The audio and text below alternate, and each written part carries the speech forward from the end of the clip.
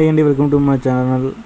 మరో పుణ్యక్షేత్రం ముందు తీసుకోవడం జరిగింది. వైనూతల కోన కడప డిస్ట్రిక్ట్లో కడప టౌన్ నుంచి అరౌండ్ 30 కిలోమీటర్ డిస్టెన్స్లో వైనూతల కోన ఉంది. టెంపుల్ చాలా ఫేమస్ అయిన టెంపుల్.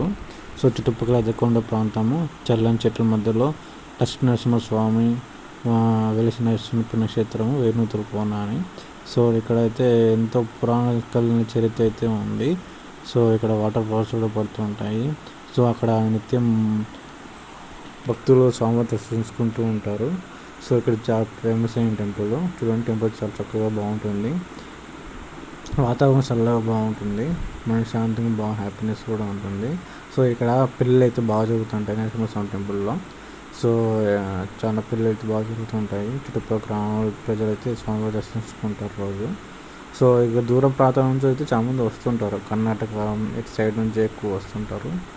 సో వైనూతల కోన అనేది చాలా ఫేమస్ అయిన టెంపుల్. మీరు కూడా కడప జిల్లాకు వచ్చినప్పుడు టూర్ విజిట్ చేసేటప్పుడు అయితే వైనూతల కోన కూడా వెళ్ళి దర్శించుకోండి, మంచిగా జరుగుతుంది, బాగుంటుంది టెంపుల్ అయితే.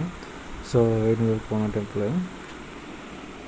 సో లక్ష్మీనరసింహస్వామి టెంపుల్స్ అయితే ఇంకా చాలా ఉన్నాయి.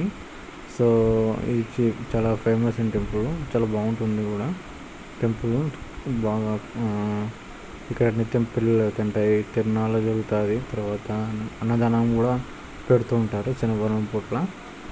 సో చుట్టూ అంతా కొండల మధ్యలో స్వామివారి టెంపుల్ ఉంటుంది. బాగా చల్లటి వాతావరణంలో శ్రీ లక్ష్మీనరసింహస్వామి దేవస్థానం అయితే ఉంది. కడప మెయిన్ టౌన్ నుంచి దాదాపు 30 కిలోమీటర్ డిస్టెన్స్లో అయితే ఉంటుంది. చూడండి, మొత్తం అడవి మధ్యలో ఉంటుంది, బాగుంటుంది ఇక్కడ టెంపుల్, నరసింహస్వామి టెంపుల్.